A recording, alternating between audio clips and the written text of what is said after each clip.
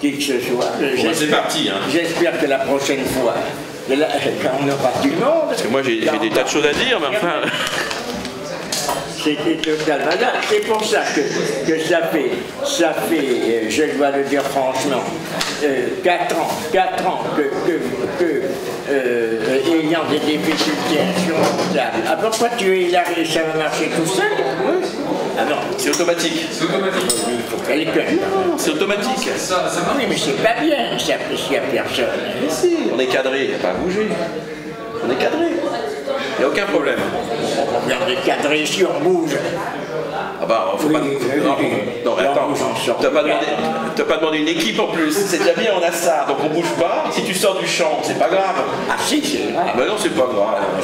Tu vas aller où? Tu vas au tableau? Au tableau, t'es cadré. T'es cadré au tableau. Si tu fais le tour, on te voit pas. Comment? Bah, je sais pas comment ça marche, mais tu as déjà regardé. Comment c'est pas regarder? Ça prend tout. Non, ça prend le son en même temps. Oui. Moi, je n'ai jamais su regarder.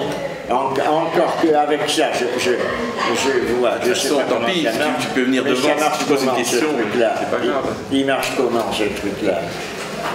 Est-ce que ce truc-là marche? Oui. T'occupe pas, ne t'en occupe pas. Et si, il faut ça. Ça marche, je te dis.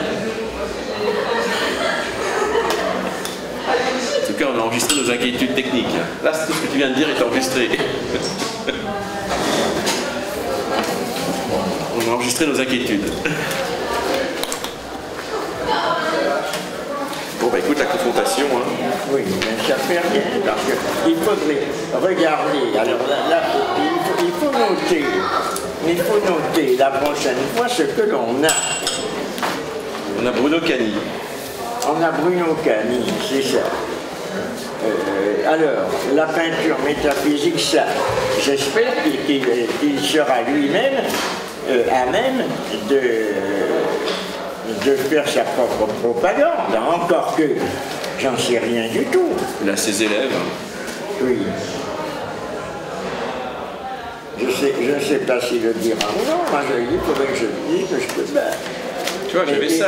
Alors le 11 novembre, il faut supprimer Alexandre Costanzo, de sorte que, et le 11 décembre, de sorte que il viendrait soit le 3, soit le 18. Soit le 18. J'attends sa réponse. Eh oui. C'est pas un problème. Là, il y a un problème, c'est pas un problème. Mais il faudra, on a le temps, mais il faudrait quand même... Il faut quand même prévoir ça. Oui, il faut quand même... Non, mais il va me donner sa réponse assez vite. Là. Oui. Il n'y a pas d'inquiétude de ce côté-là. Oui. Bon, tant pis, je commence. Moi, j'ai pensé à toi, j'ai amené ce qui était en ligne. Il y a tous les commandes. Je parle de ça aussi. Oui, ah ben c'est ça, c'est très bien. Ce qui était en ligne. Je vais faire une petite introduction, puisque nous avons l'avantage d'avoir cette vidéo, ce qui n'avait pas été fait la fois dernière, ce qui aurait été intéressant d'ailleurs, parce que il y a beaucoup de choses qui ont été dites, de sorte que comme il n'y avait pas de vidéo la fois dernière. Donc il faudrait que je reprenne pour situer exactement qu'est-ce que ça veut dire que ces confrontations. En fait, ces confrontations ont été annoncées la fois précédente. Puisque ça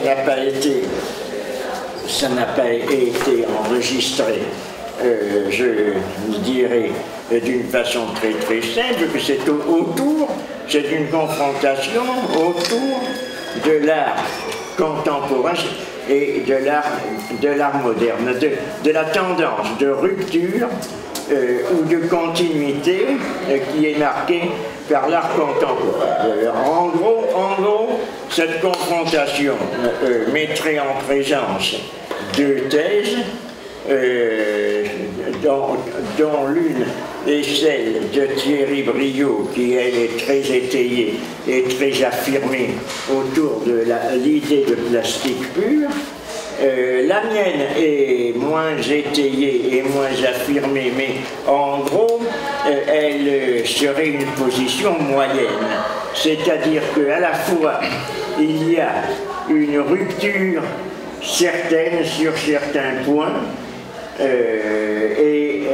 mais en particulier sur le point du transport de l'art ou de ce que l'on appelle art en dehors des données ordinaires de l'esthétique et de la division ordinaire des beaux-arts, tout cela sous toute réserve de complément, parce que, mais enfin disons en gros, ça serait cela, c'est-à-dire que l'esthétique est transportée en dehors de son champ habituel, mais que l'on peut attribuer donc à une mutation, à une transformation ou à une exigence, si on le prend d'une façon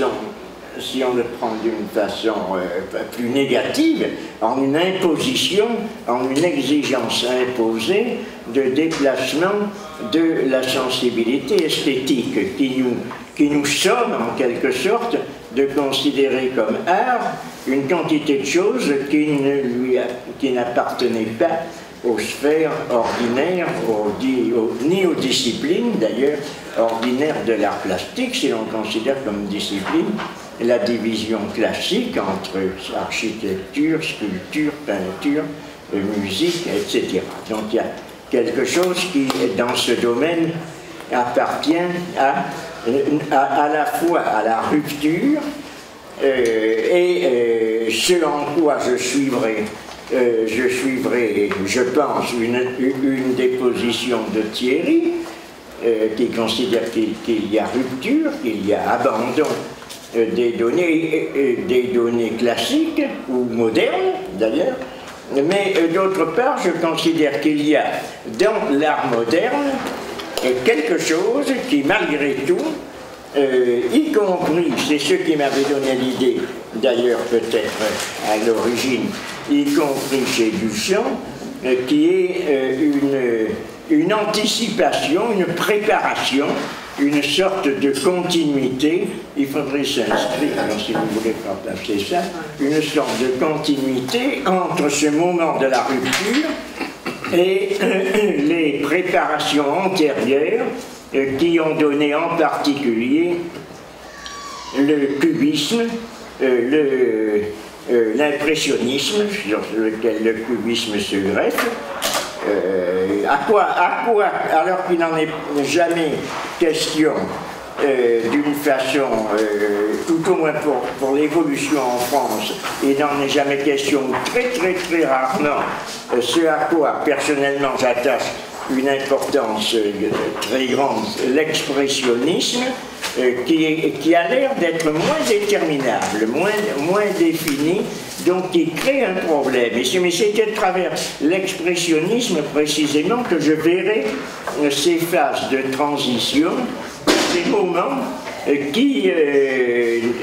dans lesquels se situerait également un autre mot en isme comme le futurisme, où se situerait parmi les œuvres le fameux nu descendant l'escalier de Duchamp, que je considère comme étant une œuvre en quelque sorte transitoire, préparatoire, bien qu'ensuite il y ait eu quelque chose qui était un déplacement très net, que ce soit dans les œuvres que j'appellerais inclassables, comme je ne parle pas des ready-made, mais je parle plutôt des œuvres inclassables, comme le grand verre, par exemple, ou je ne sais pas comment ça s'appelle, la boîte valise, ou des choses comme ça, qui n'appartiennent à aucun champ défini de l'esthétique et qui toutefois, au contraire des ready-made, ne sont pas simplement le transport et la désignation comme art de quelque chose qui ne lui appartient pas, mais qui sont le résultat d'activités esthétiques ou tout au moins créatrices, signifiées esthétiques, qui demandent un travail réel, un travail réel, inventif de la part de l'auteur, puisque le grand verre en particulier s'est étendu dans sa composition sur plusieurs années, et ça a été une œuvre toujours remise, jamais achevée, toujours remise en chantier, jusqu'au moment où il a décidé que c'était clos. Donc je n'entre pas ici dans les détails de l'art, dans les détails de l'histoire de l'art, ce n'est pas mon propos, et je trace simplement un certain état de la position qui peut être celle de la confrontation entre ce que l'on peut appeler comme appartenant à une évolution de l'art qu'il ne faut pas confondre avec un progrès, bien entendu, mais enfin c'est une évolution d'une transformation de l'art pictural à l'intérieur de certaines frontières, et puis ensuite quelque chose qui est un dépassement de la limite, quelque chose qui est une rupture caractérisée et qui nous mettra cette fois en présence d'un autre problème mettant en question l'art lui-même, l'esthétique mettant en question l'art lui-même. Badiou, Rancière s'y sont intéressés également, on pourra à ce propos les évoquer. Mais ce n'est pas dans ce sens. Alors c'était la position que je voulais en 2 mots présenter. Ensuite, alors je donne les matériaux proposés pour cette confrontation. Je pense, je ne vais pas les chercher en avant, mais je vais les chercher plutôt en arrière.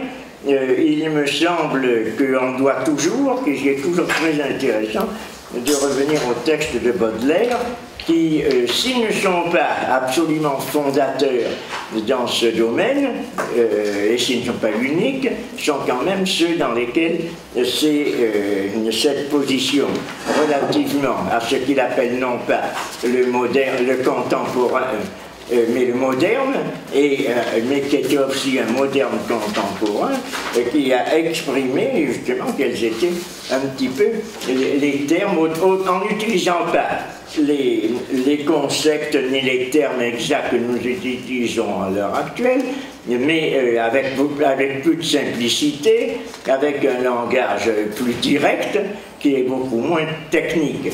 D'ailleurs, ce à quoi je me référerai peut-être d'abord, ce sont les textes auxquels je vous renvoie. Je ne les ai pas, j'en ai juste photocopié quelques-uns, donc je n'en ai pas, je n'ai pas, par suite du poids, je n'ai pas porté les livres, mais je signale comme texte ceux de la Rome antique, les tout premiers textes de la Rome antique, et ceux des curiosités esthétiques. Ah ben c'est ça, tu l'as. Non, ça n'a rien à voir, c'est quelque chose de beaucoup moins connu. Oui, en particulier. Une attaque par Van Gogh de Baudelaire, qui va dans mon sens. Parce que bon, ça, Salon, c'est les classiques que tout le monde connaît ou croit connaître. Oui. Par contre, ça c'est très peu connu, évidemment. C'est la correspondance entre Van Gogh et Émile Bernard, donc correspondance entre oui, mais je parle pas, j'avais parlé de Van Gogh au début. Là, j'en parle pas. Van Gogh sur Baudelaire, je réagirai en un second temps. Moi, j'en avais parlé, la dernière fois, j'ai pas eu le temps de le lire. Ça peut ouvrir le débat aussi d'une autre manière. S'y référer. Pourquoi s'y référer?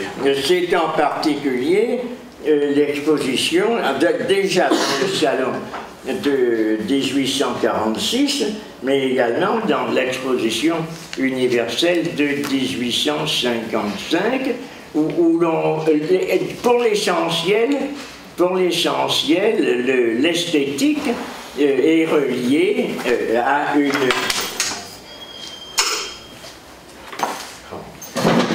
l'esthétique définie par le beau. Tu vois que là, et que si ça tombe, la tête va disparaître et on ne la verra pas. Et oui. C'est pas pour toujours, je crois. Et oui. Comme c'est tombé. Comme c'est tombé. On ne voit pas. Non. Du coup, ça fait une animation dans le plan. Ah, c'est ça. Tout est tombé. Le plan est fixe, mais les acteurs se déplacent. Et c'est ça.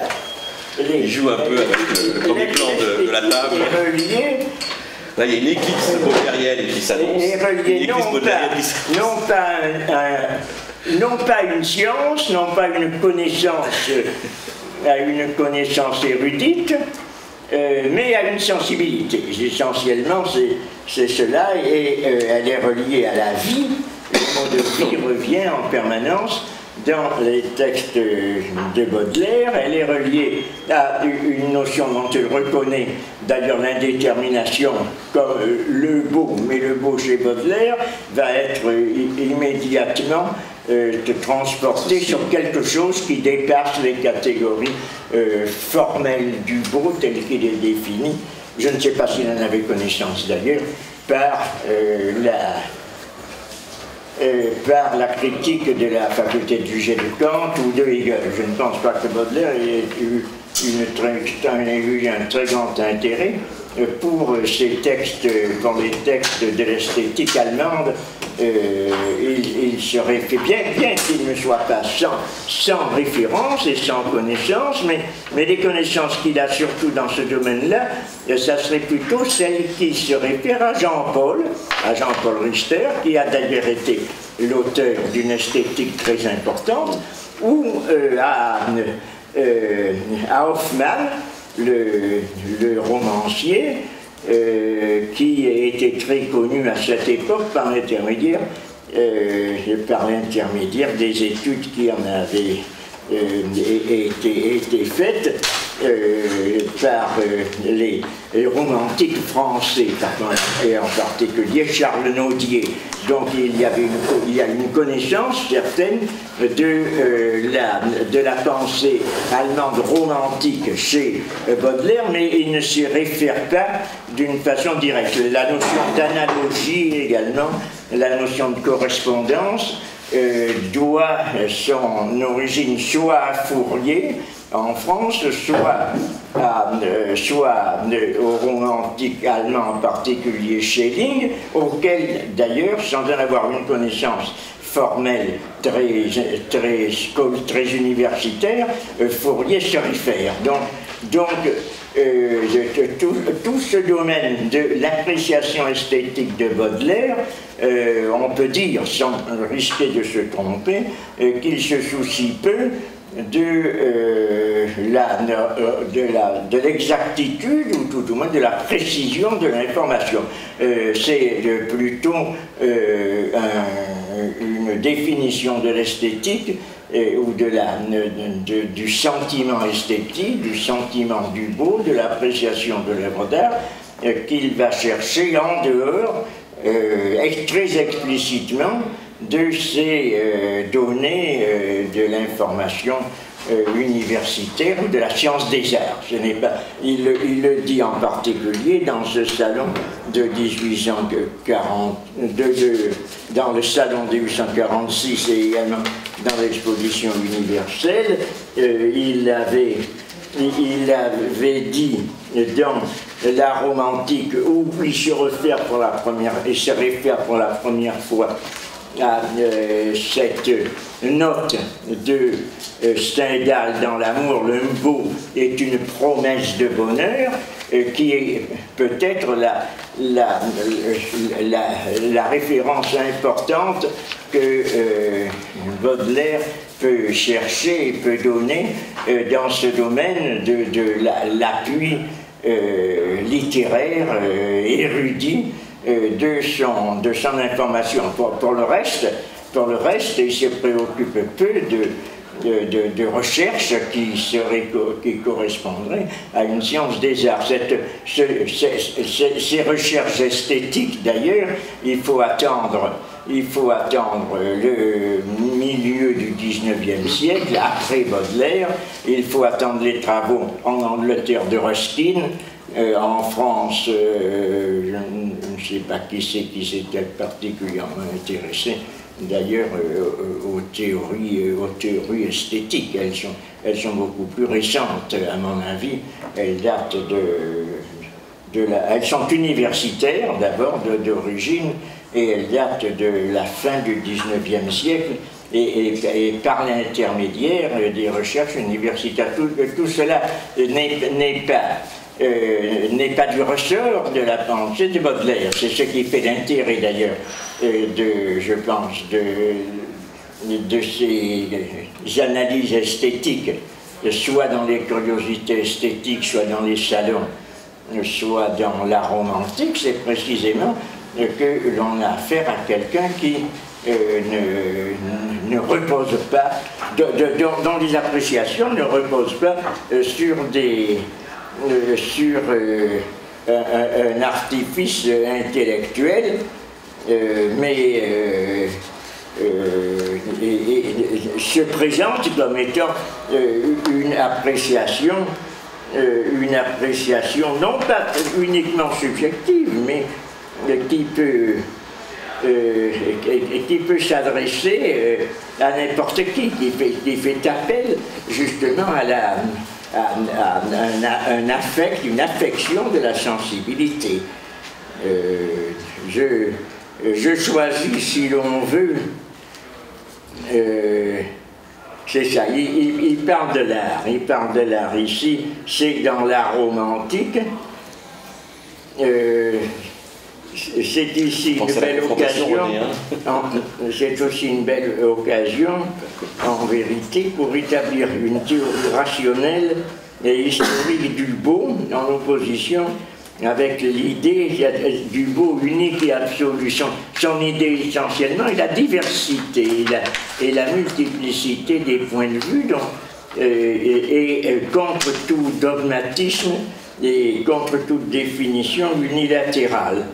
C'est une belle occasion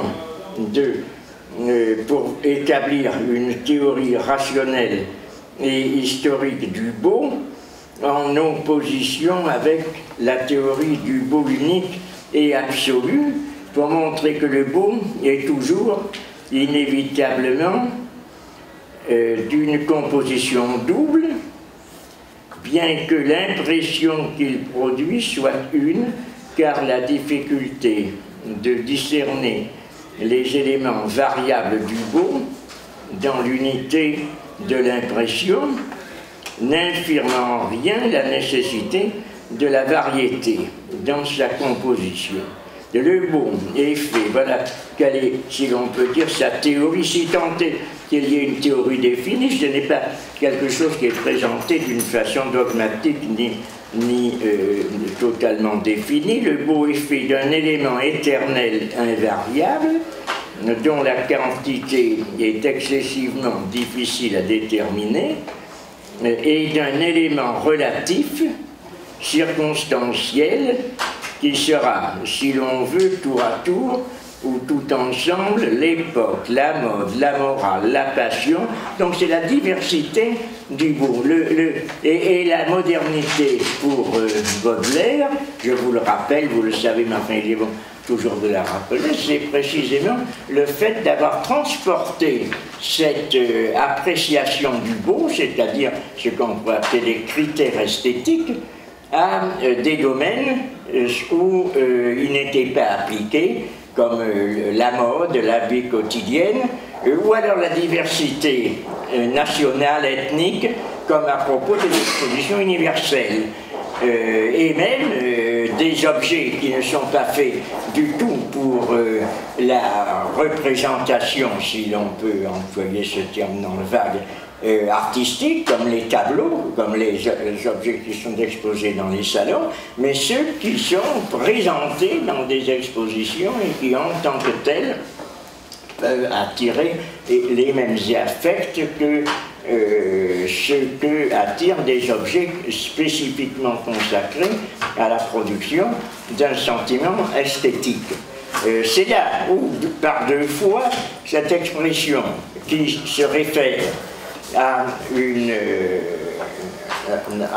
note de Stendhal est utilisée, il se réfère assez, par deux ou trois fois à Stendhal, d'ailleurs, qui est aussi une de ses grandes lectures. Il parle de Balzac aussi, mais Balzac, il ne lui attribue pas, il lui attribue peut-être une moindre importance que Stendhal, ou tout au moins il ne cherche pas chez lui quelque chose qui soit comme une définition. C'est là où il utilise dans l'art romantique cette expression. C'est pourquoi Stendhal, esprit impertinent, taquin, Répugnant, je ne sais pas, alors là, je ne sais pas quelle est la signification qu'il accorde à ce mot. Répugnant même, mais dont les impertinences provoquent utilement la méditation. Répugnant, le mot répugnant en français, dans les acceptions courantes actuelles, est très péjoratif, ça veut dire, si on dit que quelqu'un est répugnant, on peut dire que quelqu'un répugne à, bon, je répugne à, je ne sais pas, m'asseoir sur cette chaise. Par exemple, ça veut dire qu'elle soit on y serait mal à l'aise, soit elle est bancale, soit je ne veux pas m'asseoir, etc. Donc le mot répugnant n'a pas de sens très péjoratif. Mais si l'on dit qu'un objet est répugnant, là ça prend un sens quand même très péjoratif. C'est quelque chose qui est identique, synonyme de dégoûtant, sale, en fait tous les adjectifs qui désignent l'aversion. Répugnant, donc c'est ce que dans un autre langage on appellerait un affect triste, une sorte d'attitude qui conseille d'éviter le contact de quelque chose. Et là, c'est très étonnant qu'il attribue à Stendhal ce sens. Donc il faut revenir pourquoi parle-t-il de répugnant en ce qui concerne ici Stendhal. Je choisis, il faut remonter un peu plus haut, je choisis, si l'on veut, les deux échelons extrêmes de l'histoire. Dans l'art hiératique, la dualité se fait voir au premier coup d'œil. La partie de beauté éternelle ne se manifeste qu'avec la permission et sous la règle de la religion à laquelle appartient l'artiste. On voit ici que Baudelaire anticipe, si ce mot peut avoir un sens, mais nous prépare peut-être à la lecture de Benjamin dans l'œuvre d'art à l'époque de sa reproductibilité technique, où il parle de l'aura de l'œuvre qui est attachée à un caractère cultuel et qui originellement fait qu'il n'y a pas d'autonomie, qu'il n'y a pas d'indépendance de l'art. L'art est relié au culte, il est relié à la religion. L'art hiératique pour Baudelaire est également relié à cette attitude cultuelle. Dans l'art hiératique, la dualité se fait voir au premier coup d'œil, la partie de beauté éternelle, ce qu'il appelle la beauté éternelle, mot qui n'est pas utilisé par Benjamin, puisqu'il se contente de parler de la relation de l'art à la religion, ou au sacré, ou au culte. La partie de beauté éternelle ne se manifeste qu'avec la permission et sous la règle de la religion à laquelle appartient l'artiste. Dans l'œuvre la plus frivole d'un artiste raffiné appartenant à une de ces époques, que nous qualifions trop vaniteusement de civilisée, la dualité se montre également. La portion éternelle de beauté sera en même temps voilée et exprimée, sinon par la mode, au moins par le tempérament particulier de l'auteur. Donc il y a cet élément éternel ne disparaît pas, mais il est dissimulé dans quelque chose d'autre qui, là, il ne fait pas appel à une notion comme celle de l'aura benjaminien, qui est peut-être plus éclairante, mais en même temps un petit peu systématique. On peut considérer que peut-être l'analyse de Baudelaire, cette analyse de la beauté est préférable dans la mesure où il indique comment il y a à la fois dans l'art moderne, donc, puisque cet art dont il parle d'une époque ultérieure, c'est-à-dire la modernité, ne cesse pas d'exister en tant que ce qu'on pourrait appeler référence à une éternité, ou disons idée, si l'on utilisait une expression platonicienne, qui a été utilisée d'ailleurs longtemps dans l'analyse esthétique avant même l'invention du terme, au XVIe siècle par exemple, qui était très platonicien. Les références sont des références à l'idée platonicienne, qui elle-même d'ailleurs se réfère aussi à la beauté étant une idée, mais qui est plongée dans quelque chose qui est la diversité. Donc c'est une idée qui ne cesse pas d'exister, qui perd sa religiosité ou son absolu, mais qui continue à exister. La dualité de l'art est une conséquence fatale de la dualité de l'homme. Considérez, si cela vous plaît, la partie éternellement subsistante comme l'âme de l'art et l'âme, je disais idée, donc là, il individualise un peu, il anime, il rapproche l'art de quelque chose qu'on pourrait appeler un organisme vivant, d'où et d'une âme, qui donne la vie à ce corps. La dualité de l'art est une conséquence fatale de la dualité de l'homme. Considérez, si cela vous plaît, la partie éternellement subsistante comme l'âme de l'art et l'élément variable comme son corps. C'est pourquoi Stendhal, esprit impertinent, taquin, répugnant même. Alors nous en revenons à ce répugnant. Et je dois dire que je ne vois pas à quoi il fait allusion. Il va se faire allusion au livre de l'amour, qui n'a rien de répugnant, et qui n'a rien, peut-être, ce mot est utilisé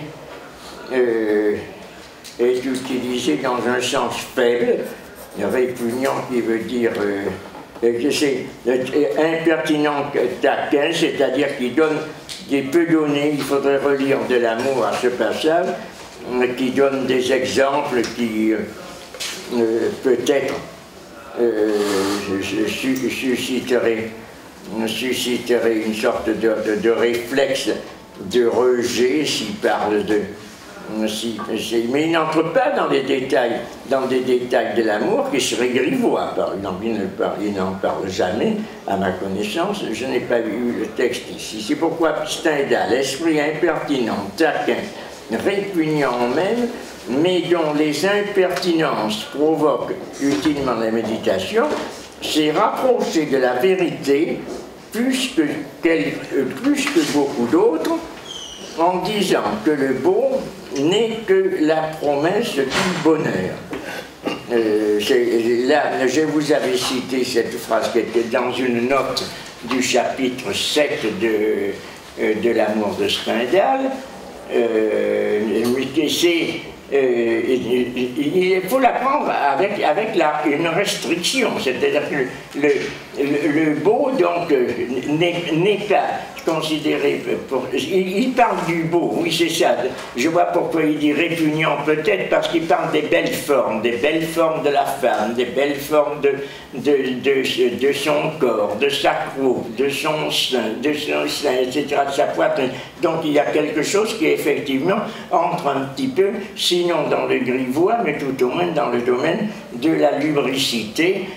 Donc le terme de Baudelaire pourrait s'entendre un petit peu en ce sens. Et si l'on considère que la recherche fondamentale de la sensibilité est le bonheur, là il confond confronte le beau avec, comme étant une approche avec quelque chose qui est plus étendu que lui, qui est supérieur et qui lui donnerait une plénitude. Donc il invite en quelque sorte doublement à échapper à une définition rigoureuse du beau, à la fois du point de vue de règles qui serait celle de l'éternité et qui confronterait la beauté avec une norme, avec une idée de type, encore une fois, presque platonicien, et d'autre part, il introduit le beau à côté de cette unicité dans une multiplicité. Il faut rapprocher ce texte des curiosités esthétiques, où l'on voit également, pour moi, le romantisme est l'expression la plus récente et la plus actuelle du beau. Il y a autant de beauté qu'il y a de manières habituelles de chercher le bonheur. Donc il introduit le beau dans la multiplicité, ce qui fait qu'il n'est pas lié par une unique définition, par une unique assignation du beau à un domaine déterminé, ce qui va lui permettre justement ces extensions qui seraient soit du côté de la sensibilité ou de la sensualité même, ou du côté de la morale, puisqu'il y a également des appréciations qui, chez Baudelaire, bien que la notion de morale chez Baudelaire soit à prendre dans des sens très divers et très contradictoires, il y a quelque chose qui ne sépare pas le domaine de la beauté du domaine de la morale, qui déjà d'ailleurs, chez des analystes comme Kant, fait que il y a une confrontation, bien que le jugement de beauté échappe à la fois à la détermination du jugement de connaissance et à la détermination finaliste du jugement moral, et qui repose essentiellement sur ce qu'il appelle, et uniquement sur ce qu'il appelle le réfléchissant, il y a quelque chose qui, dans la finalité en particulier, cette finalité sans fin, est une préparation également chez Kant, de la même façon que la culture est une préparation à ce que dans son sens très général, on peut appeler le domaine de la raison pratique. Je ne vais pas ici insister, mais je situe un petit peu ce problème. Donc il est intéressant, c'était le point que je voulais mettre en évidence dans les éléments de référence de ces confrontations, c'était l'esthétique baudelairienne, qui est très ouverte, qui n'est pas définie d'une façon absolument stricte, précisément parce qu'elle se rattache à quelque chose qui appartient à ce qu'on peut rappeler dans sa généralité le vivant, l'intensité de la vie, la richesse de la vie, l'accentuation de cette recherche du bonheur qui doit s'ouvrir, comme le montre le texte de l'exposition universelle, doit s'ouvrir à des cultures qui ne sont plus du tout comparables aux nôtres et qui vont considérer faire entrer dans la notion de beau, dans la notion de bonheur, des notions qui n'appartiennent pas à notre esthétique. Je ne dis pas qu'il prépare, parce que je ne pense pas qu'il y ait cette idée d'anticipation chez Baudelaire, qu'il prépare l'ouverture de l'art contemporain chez Van Gogh par exemple, et d'autres sur le Japon, ou avec Picasso, les cubistes sur ce qu'on a appelé l'art nègre, ou des arts océaniens et autres, mais il est évident que l'esthétique de Baudelaire est ouverte vers cela, et que relativement à elle, bien qu'il y ait des éléments assez semblables chez Diderot, dans les salons de Diderot et dans sa définition du beau, comme ce qui ouvre à un maximum de rapports, qui est très semblable d'ailleurs, qui est très annonciateur de ce, bien que Baudelaire ne s'y réfère pas, de ce qui chez Baudelaire sera le rapprochement du beau et du bizarre. Le bizarre qui précisément est évoqué dans l'exposition universelle, c'est ce qui est en rupture avec la norme, ce qui détonne, ce qui en permanence apporte des éléments irréductibles qui ne peuvent pas être classés dans quelque catégorie normative que ce soit. Voilà donc le second point, et comme toujours il faut un troisième point, ce à quoi je voulais relier un peu de façon concrète les références, c'était un texte de Michel Seufort sur il faut que je l'écrive, Michel Seufort, qui est à la fois un artiste et un critique contemporain, et qui a fréquenté Zahara, qui a fréquenté Duchamp, puis qui a et Seufort. C'est ça. Il faudrait que je l'écrive. Ah, c'est ça.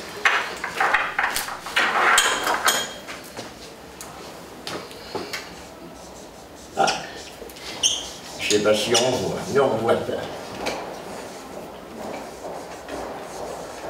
On voit à peu près. Et ce PHOR. Seufort. PHOR. PHOR à la fin. C'est ça.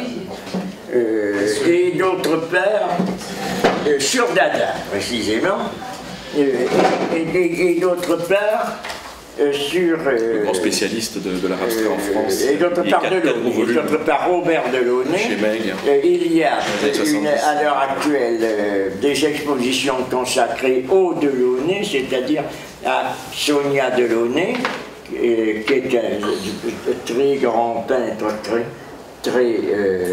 très intéressante, mais peut-être qui n'est pas la théoricienne de ce qu'a apporté Robert Delaunay, de sorte que si on veut étudier Delaunay ou les Delaunay, il faut voir et lire, surtout il n'y a pas à ma connaissance, de textes fondateurs de Delaunay, de Sonia Delaunay, tandis qu'il y a des textes fondateurs de Robert Delaunay dans ses théories qui sont à la fois cubistes et à la fois coloristes et qui manifestent en quelque sorte une pointe ou un moment extrême de l'art moderne en relation avec, d'ailleurs avec le passage à l'abstraction. Il était en relation lui-même avec Kandinsky, avec toute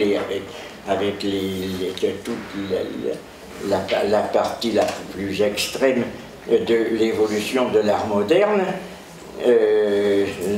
Donc je pense que sans qu'il soit une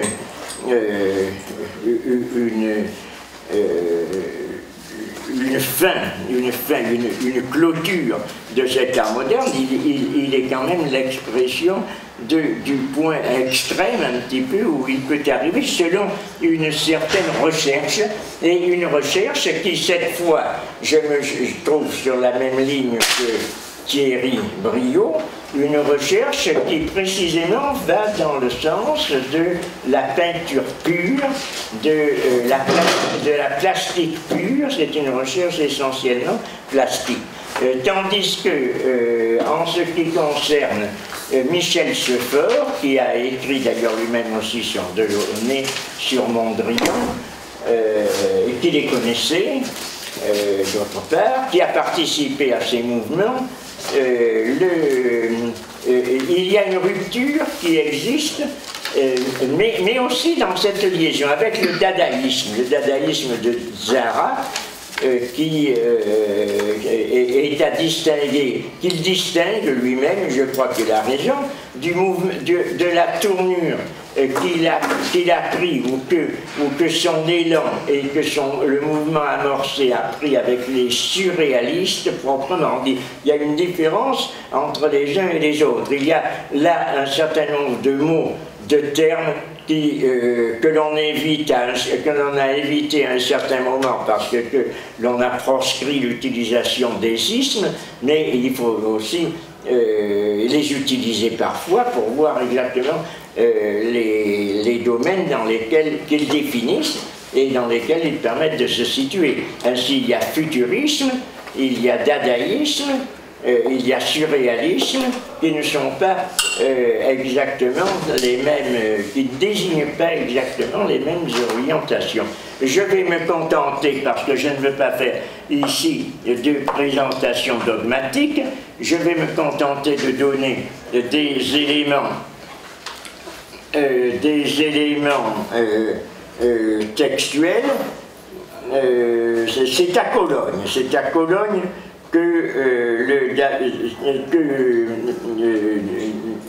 une des premières expositions, un des premiers manifestes du dadaïsme s'est exprimé. Je ne sais pas quel est, je crois que c'est avant, parce que là il mentionne une manifestation de Cologne en 1916, mais je pense que c'était avant, parce que dès 1912, j'ai l'impression qu'il est considéré un petit peu comme une charnière de ces mouvements, à la fois pour le futurisme, pour le dadaïsme, pour l'art abstrait en rupture avec l'expressionnisme tel qu'il s'est manifesté, d'ailleurs déjà un petit peu plus tôt avec Kandinsky. Toutes ces périodes-là sont des périodes charnières, des périodes.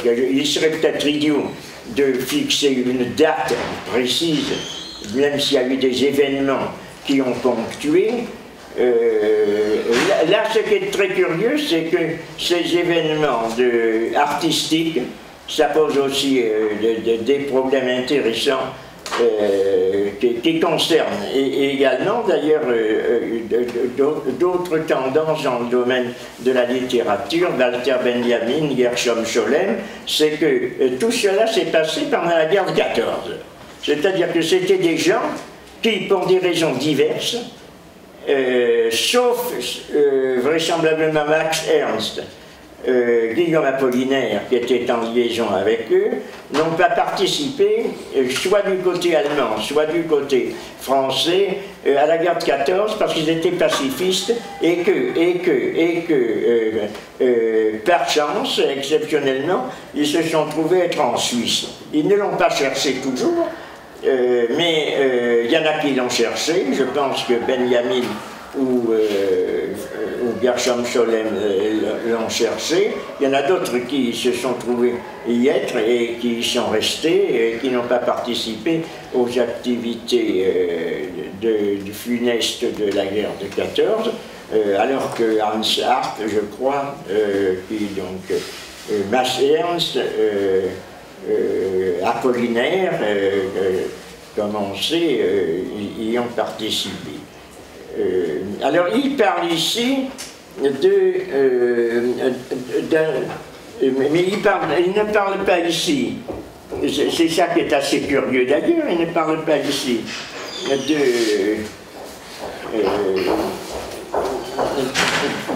d'une activité qui s'est produite en Suisse, mais qui s'était produite à Cologne, je ne sais, et en 1900, ah non, c'est à Zurich, si, ça c'est en 1916, à Zurich, c'est ça, oui, c'est pour ça, c'est ce qui explique qu'il y a eu une affiche où il y avait en allemand les auteurs Dada, où l'on mentionne Hans Hart, Hugo Ball, Amy, qui doit être une femme, je pense, Hennings, Hans Heusser, Richard Uhlenbeck, Marcel Janco, Tristan Tzar. Vendredi 14 juillet 1916, à 8h30 du soir. Alors il y avait là des programmes qui étaient des programmes dadaïstes. Mais il ne parle pas dans son texte, c'est l'affiche qu'il donne là, mais je vais vous la faire passer, mais il ne parle pas dans le texte de cette affiche, parce qu'il parle du dadaïsme tel qu'il s'était manifesté à Cologne, je pense après, mais directement après la guerre, je pense cette fois-ci. Une spécifique apparition locale du dadaïsme colonnais semble avoir colonné, c'est de Cologne, Allemagne. Je ne savais pas que ça se disait colonné, que l'on a donné ce nom de colonnais aux habitants de Cologne. Toi qui est près de Cologne, on dit les colonnais. Ah oui, tu l'as utilisé ce terme? Cologne. Non, absolument pas. Et en allemand, comment on dit alors? Köln. Köln, c'est ça, oui. Et oui. Ça fait moins ridicule qu'en français, parce que colonnais, on pense tout de suite au colonialisme, c'est étrange. Une spécifique apparition locale du dadaïsme colonnais semble avoir été Johannes Bargeld, sous ce pseudonyme que l'on peut traduire par monnaie sonnante, Bar, B-A-A-R, Geld, G-E-L-D, Geld qui veut dire argent, et bar, je ne sais pas ce que signifie bar. Ça a un sens, bar, bar tout seul, c'est toujours opposé à quelque chose. Il traduit, lui, monnaie sonnante. Bar, Geld, c'est dans le sens de l'argent nu, donc c'est la monnaie. Ah, c'est ça, donc c'est très méchant, c'est monnaie réelle, oui. Sous ce pseudonyme, que l'on peut traduire par monnaie sonnante, se cachait le fils d'un banquier de la ville. Lorsqu'il vit là, on voit, d'ailleurs, le problème que j'ai laissé de côté, mais sur lequel on reviendra, parce que il est sous-entendu, mais il va effectivement revenir assez rapidement dès qu'on voit l'art franchir ses propres limites, parce que le problème des relations de l'art avec l'économie proprement dite, c'est-à-dire avec l'argent, et les manifestations artistiques et les coûts d'argent et les commandites, tout cela va nécessairement apparaître au grand jour, peut-être après des moments où ce problème n'avait pas tellement joué. Quoique si, il jouait à travers les marchands de tableaux, à travers des achats de couleurs, on le voit chez Van Gogh. Des lignes de clivage, là. Oui, on le voit chez... Dadaïsme communiste, dans les lignes qui suivent. On le voit chez Van Gogh, on le voit chez les impressionnistes, chez Émile Bernard, etc. Donc il a toujours joué. Mais enfin, on peut dire qu'à une certaine époque, l'art a peut-être artificiellement et de notre point de vue pu se pratiquer en atelier, c'est-à-dire des gens, ou sur le motif, comme on disait à l'époque des impressionnistes et du naturalisme, ce sont des gens qui ont pu faire des activités. Mais ensuite, des activités artistiques pour pouvoir entretenir la vie des gens, pour pouvoir être rentable, pour pouvoir être même connu, pour pouvoir même exister, ont mobilisé de plus en plus de capitaux et de mise de fonds au moment où il s'est agi d'édifier de véritables installations gigantesques ou d'autres choses. Il est évident qu'aucun individu, c'est un peu comme dans l'architecture, aucun individu n'a pu se permettre de faire cela. C'est devenu quelque chose qui non seulement était une activité collective, mais peut-être plus que collective, une activité financée et sponsorisée, comme on dit à l'heure actuelle.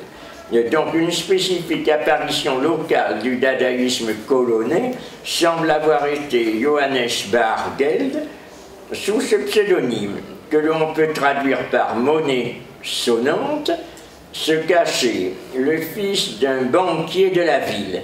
Lorsqu'il vit que son fils, ça c'est très intéressant, lorsqu'il vit que son fils se détournait du communisme, c'était justement au tout début de la révolution communiste, et c'était après la guerre.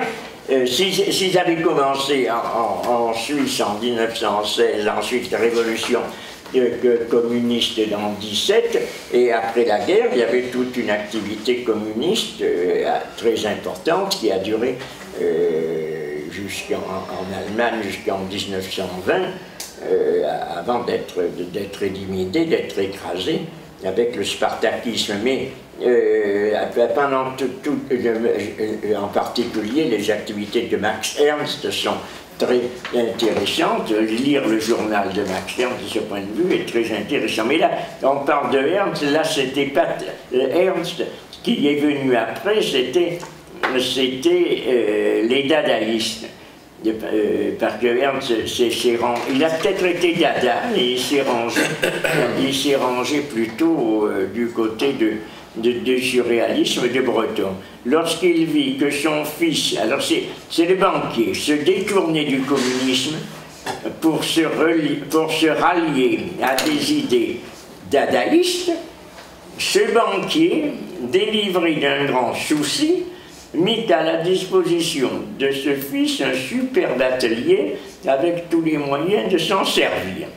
Bargeld ne s'en priva pas, il devait mourir peu d'années après au cours d'une ascension dans le Tyrol.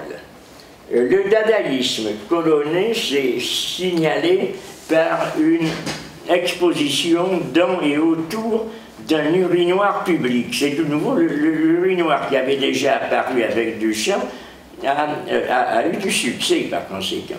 Il y avait, mais l'urinoir n'est pas simplement un objet neutre malgré tout, il a quand même une signification. On le voit reprendre, je l'ai dit plusieurs fois, avec Pasolini dans Théorème, où un garçon, le garçon du capitaliste également qui fait de la peinture, je fais une peinture qui de plus en plus va s'orienter vers ce genre de peinture informelle et ensuite pisse dessus de façon à compléter les éléments de hasard. Il ne fait plus que pisser sur la toile. Sur la toile. Il a compris une sortie. C'est ça, oui. Donc c'est pas totalement, c'est pas un objet quelconque, c'est pas un objet purement symbolique au sens où il serait une allégorie, puisqu'une allégorie c'est également presque un objet qui fait partie également des éléments de la peinture. C'est une grande école de philosophie. Et c'est ça, c'est philosophe de l'urinoir. Par l'utilisation de son contenu. Il y aurait quelque chose à réfléchir, une petite note à donner dans une thèse que vous feriez là-dessus, sur la signification de l'urinoir et de la pisse précisément comme matériau plastique. Tu m'avais dit que c'était indiqué chez Léonard Vinci, non? Qui c'est qui avait... Non, parce que tu attaches une certaine importance à la composition fécale chez Dubuffet. Ah, chez Dubuffet. Et moi j'avais ramené ça en fait à l'urine, dans une recette, je crois, donnée par Léonard Vinci, une recette d'enduit. En même temps, dans tous les cas de figure, il faut le savoir, donc ça rentre pas en ligne de compte. On utilisait plutôt l'œuf, plutôt l'œuf et l'albumine de l'œuf. Oui, et donc chez Dubuffet, même si on peut savoir qu'il y a une dimension fécale, ça ne se voit jamais véritablement. Dans la mesure où le matériau ne se distingue pas d'autres matériaux, et même pour la couleur, des terres d'ombre particulières évoqueraient la même chose sans l'évoquer. Il faut le savoir, c'est ça. Ça sera utilisé. La question, effectivement, des éléments, avec les extérieurs ou non à la peinture. C'est toute la question, hein, ça aussi. Avec plus proprement, avec des manifestations soit réelle, comme celle d'Hermann Roger, il y a une ligne de clivage là, qui Oui, s'esquisse spontanément oui. dans cette affaire, parce qu'elle est même politique, à ma grande surprise. Mais Il y a eu alors- un dadaïsme communiste quand même en Allemagne, alors je ne sais plus où précisément, Mais mais, alors- là il y a une sorte d'opposition étrange, Mais alors je disais dont je que... n'avais jamais entendu parler. Oui, je disais que on en trouve, c'est ça, l'utilisation disons,